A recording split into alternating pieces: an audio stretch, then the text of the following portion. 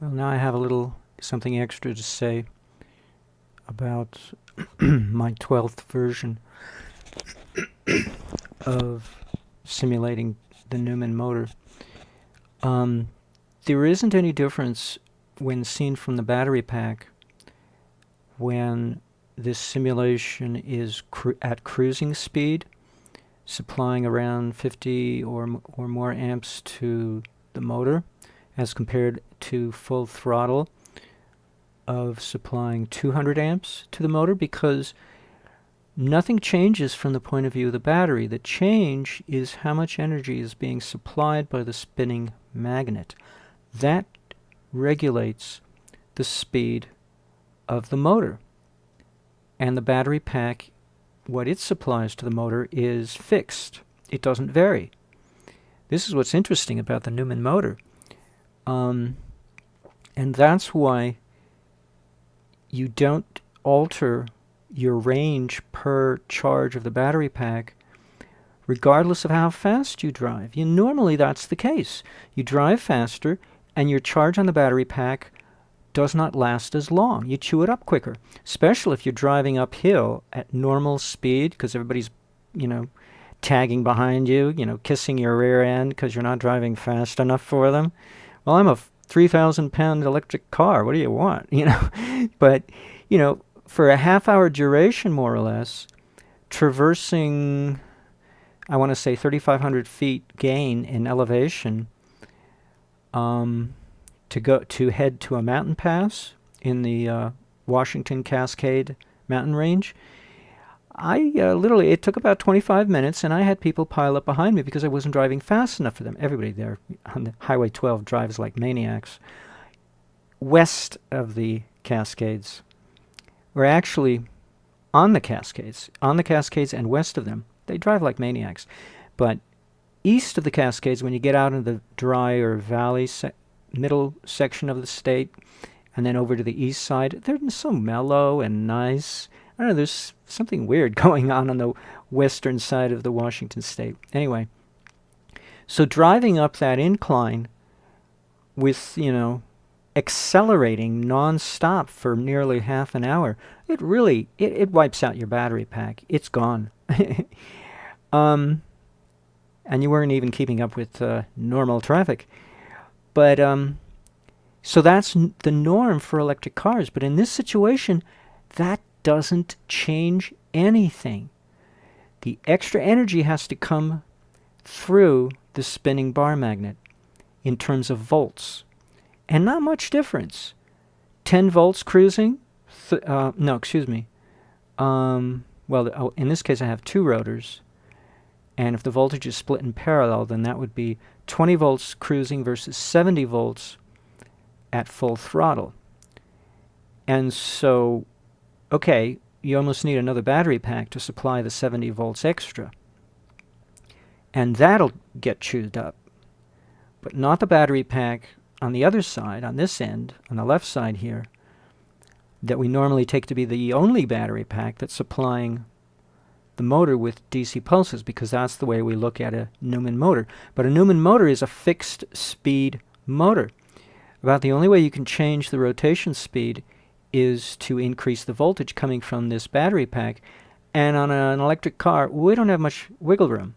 Yet, in a sense, I've done that because I've taken away a good deal of the voltage, about half of one version, the table model version of the Newman motor, and then used only half of that, in other words, a quarter. I've thrown away a quarter, and then I've removed another quarter to reduce the battery pack to 1/2, and I've used that 1/4 and split it into 1/8 each on each of these two rotors if they were to be built as electromagnet rotors.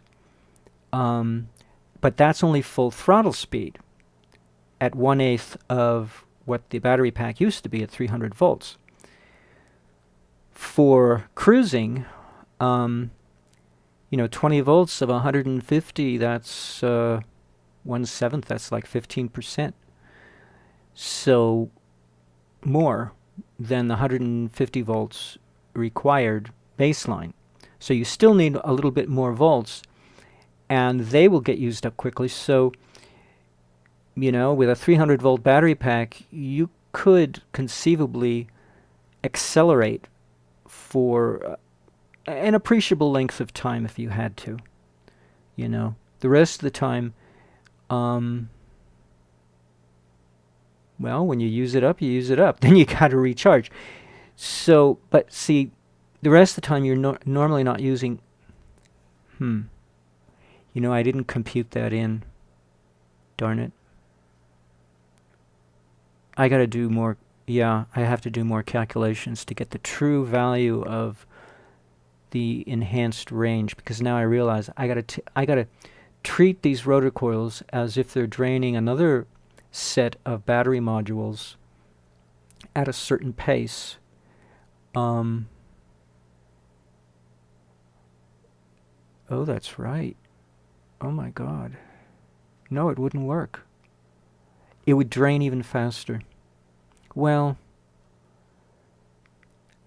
no, it wouldn't drain faster, but it would drain appreciably. So actually, the only way this could work is if these spinning bar magnets were permanent magnets. That's the only way you would get a gain. So the only way you can change speed is to remove the influence of those bar magnets from inside the motor coil. You'd have to move them in and out, mechanically move them in and out of the coil. Because Newman said if you have it on the outside of the coil, at the opening of the coil, it's like they're not there. They're invisible. They don't lend any influence. But if you have them outside the coil by the side of the coil, they'll actually work, but at reduced performance. But if you have them inside the coil, that's where they're maximal performance. So maybe it'd be like shifting gears. Right. You'd be moving magnets in and out, and you'd always have a baseline minimum of, say, one magnet or whatever it is, and then you'd add some or you'd subtract some. Well, you might just have them all in there and then you shield them. But magnetic shielding is not really true shielding. What you have to do is reroute the magnetic field. You can't really block it. All you can do is reshape it. So you could shape it to go outside the coil and get lost to the environment and be wasted and not serve any useful purpose to the coil itself. But I'm not even sure you can do that. I think all you do is change the shape. So if you took it out of the coil, you'd have to enclose it in an enclosure that was fully enclosed. Yeah, right. See? You can't really shield it. You can only change the shape. Wow. Right, so you just have to move it into an orientation that won't do the coil any good, and that's at the openings, outside the openings of the coil, either side of the coil, the two openings of the cylinder-shaped, squat-shaped coil. So I guess maybe it could be done to change the speed, but it would take a little finesse because it's not your normal motor. All right. So at any rate, I came to the conclusion that the distance gained is the same regardless of how fast you're going. And that's going to be on the presumption that the spinning bar magnet is a permanent magnet and not an electromagnet. So, unfortunately, we don't gain anything if we turn those bar magnets into electromagnets. I don't know, maybe there's some way to do it, but it doesn't look that way at all.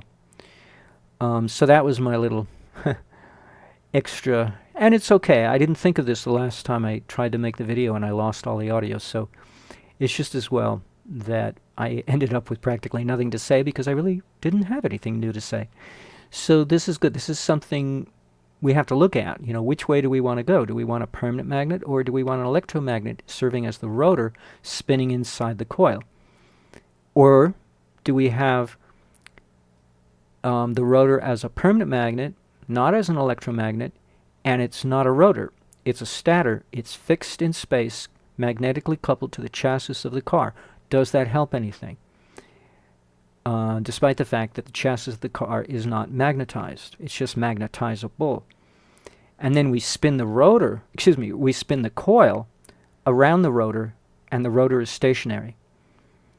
And then the coil serves as a flywheel at that point. It's so heavy. I don't know. Then you'd have to worry about mounting the coil properly, so that the bearings of the coil rotation shaft do not wear down. So there are technical difficulties that might guarantee there's only one way to do this, and that's the Newman way. The coil is stationary and the bar magnet spins, and there's no electromagnet. It's a permanent bar magnet, or a set of permanent bar magnets, as the case may be, bound together. Okay. The other thing I wanted to point out is I've started a website called josephnewman.info, and I used a web developer to develop this for a change, to make it look slick, and I only have a few pages. I've got About Me, I've got the home page, I've got About Me, I've got a video page, which a whole length of videos extracted from my YouTube channel. I've got a download page of all of the screenshots and the LT-Spice files. And then I have two links that go off-site to an image site, and one is samples of the screen shots, and the other is samples of the screenshots of the early prototypes that predated my development of the Newman motor simulation. They were getting in that direction, and I didn't kind of know how I was going to end up. I just kind of moped along and bumbled along, but it was intuitively done, and it was in the right direction, and it was coming from the right starting point. So I'll show you. This is the home page, not very long, and I took this picture off the internet, of course. Then I've got an About Me page. That's a little blurb. Then I have the video page, and it's quite long, starting with the Tonight Show. And the Tonight Show is with Johnny Carson is actually 14.5 minutes, and that's the longest Johnny Carson ever gave to any of his guests. And Johnny says in this video that he took physics in high school and college. So he wanted to put Joseph Newman on his show to get to the bottom of whether or not the guy's a quack, a wacko. And of course he's impressed that he's not. Johnny Carson had a certain format before taping the show.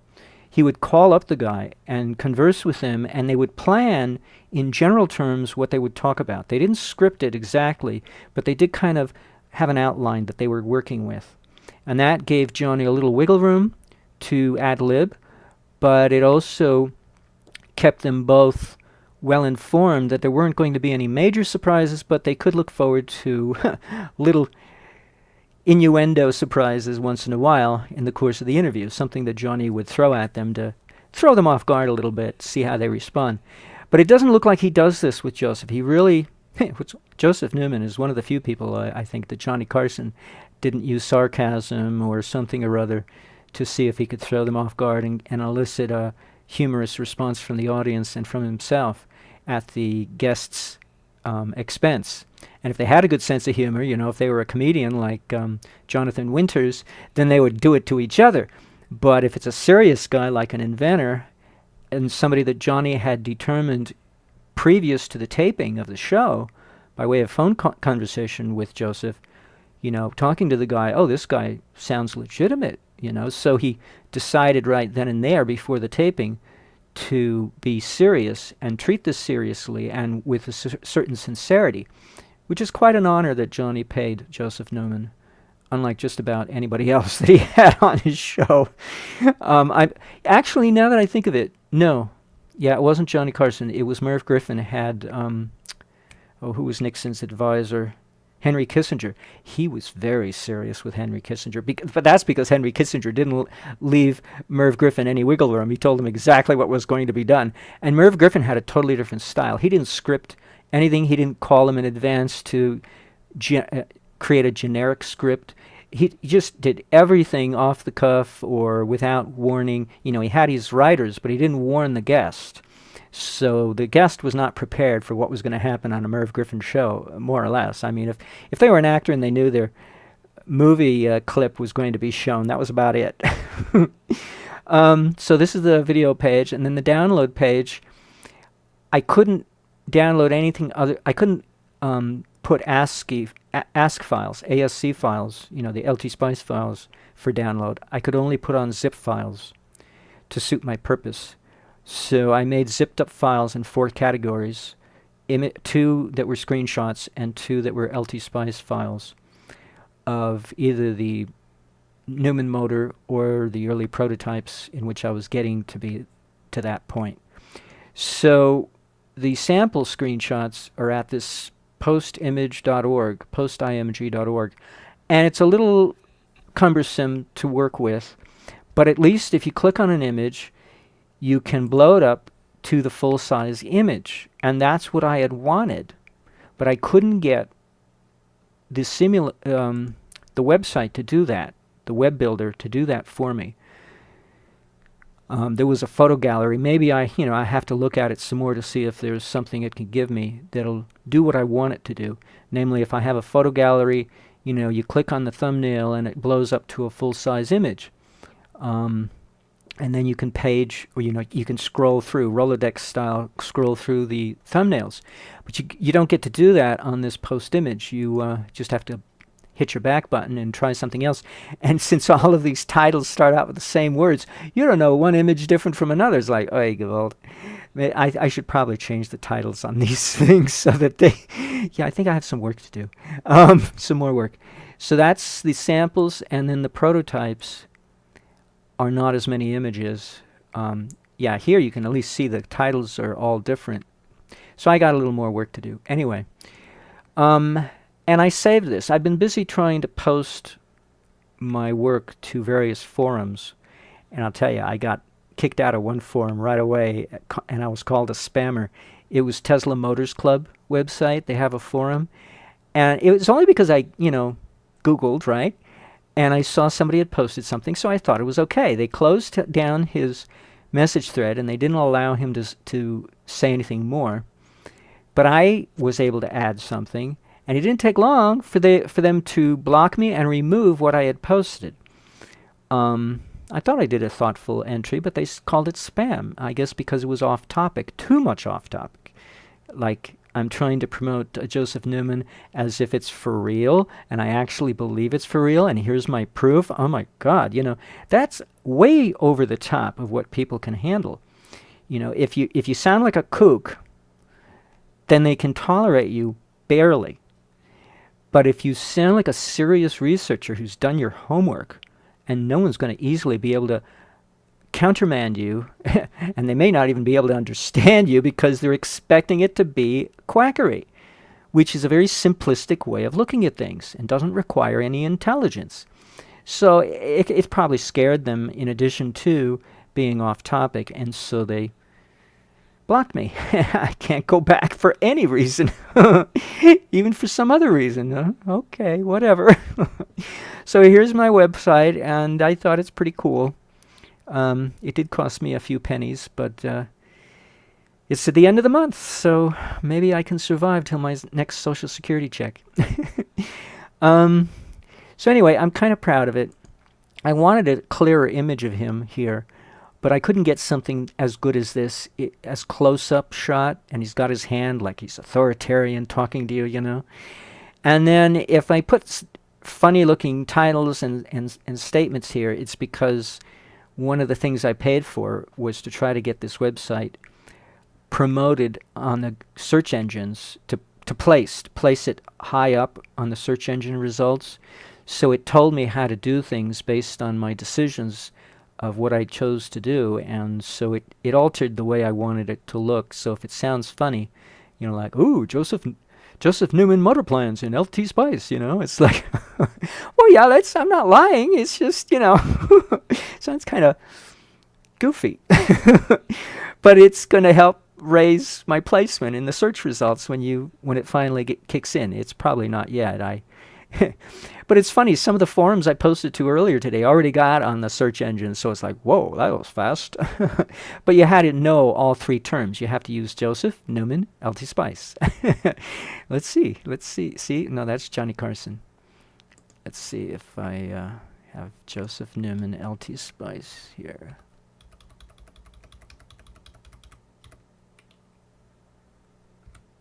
Whoops.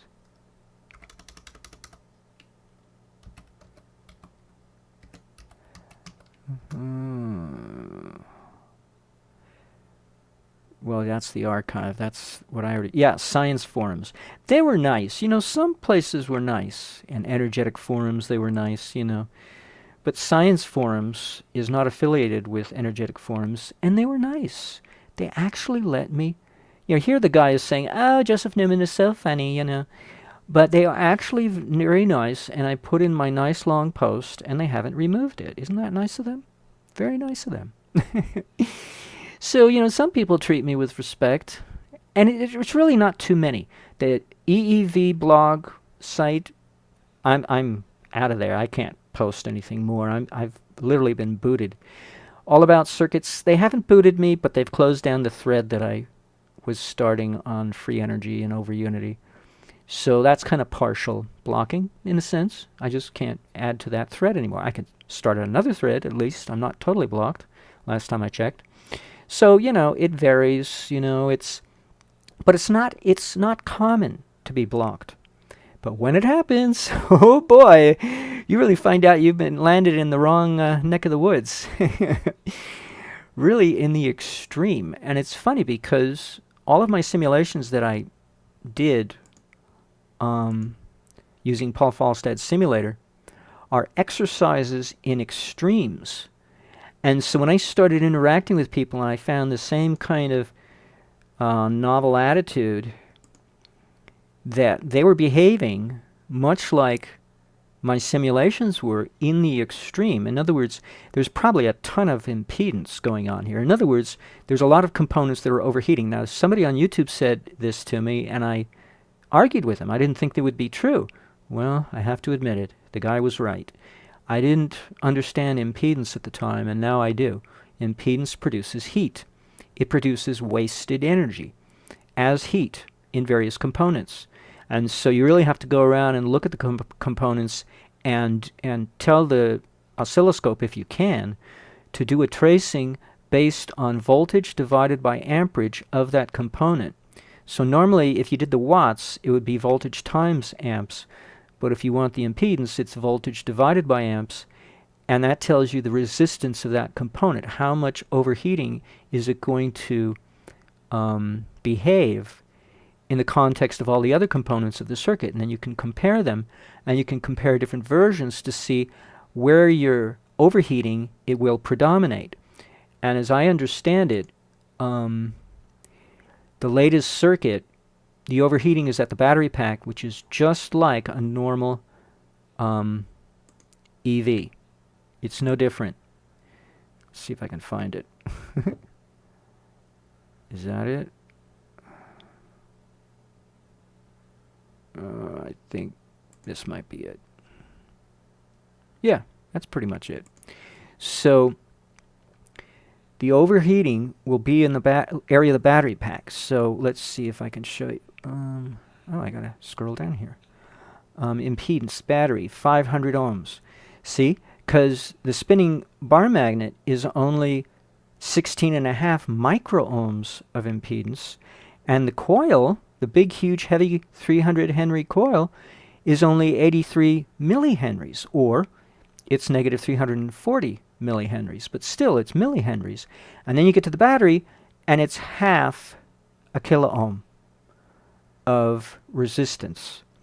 That's a lot of resistance. That would heat up the coil, and Newman admitted that the coil would heat up, but see, oh, it's not the coil anymore. Now it's the battery heating up, and that's normal for a electric car. Let's see, which one is this one? See, now this is the one that I wasn't trying to behave like an EV. I was trying to make this thing behave in such a way that it recharged the battery pack with a negative 12 milliamps. Well, the current was a negative 12 milliamps. It's not enough voltage, though, to charge it. Let's see, where's the voltage?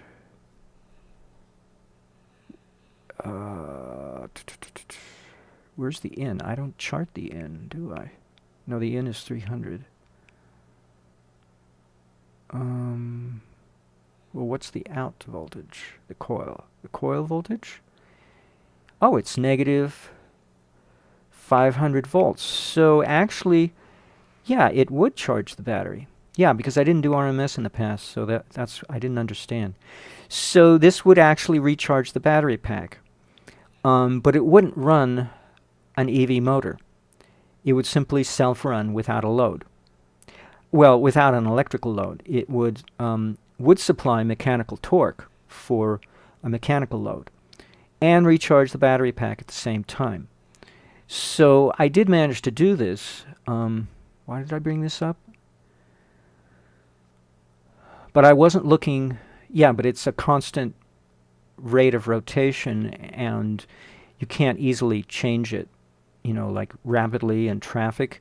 So even my simulation for an EV motor isn't the best thing in the world. I'm trying to get as close as I can. Oh, so where's the impedance? The impedance is actually on the coil, nearly 2 mega ohms.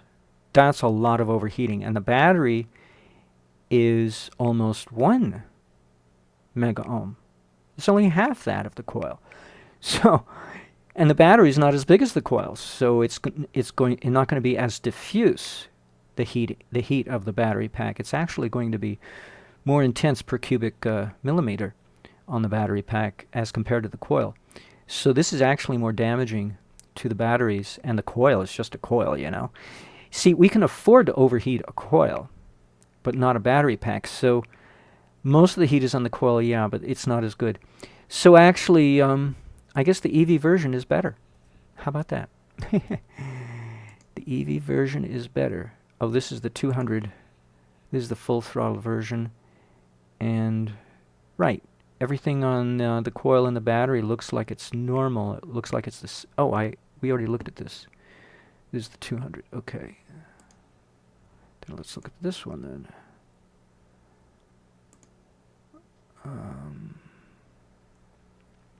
Okay, the impedance is roughly the same, actually. It hasn't changed. That's interesting. Huh. Well, okay. So the impedance is the same, even though the amps are different being supplied to the coil. All right, whatever. Yeah, the amps are different being supplied to the coil. They're either 200 amps versus around 60 amps, but the amperage coming out of the battery pack is pretty much nearly the same in both cases. And the only reason why the amperage is different being supplied to the coil because the voltage coming out of the bar magnet is different. And how do you actualize that without turning the bar magnet into an electromagnet? I don't know. And if you change it into an electromagnet, like I said before, then you risk no longer being an economical two-energy source for this, duo energy source for this motor. One being the battery pack supplying voltage for the coils, and the other being a permanent bar magnet supplying amperage to this rotating magnetic field of that spinning bar magnet. Anyway, I think I've said enough. I repeated some things I've said in past videos. So I thought I'd let you know, and it looks like I'll have to change some of these, a lot of these titles so that you can pick out which one you want to see instead of going, I don't know, pick one at random. I didn't think of that. Still some more work to do. Anyway, now I've had something to say. I don't have to feel so badly.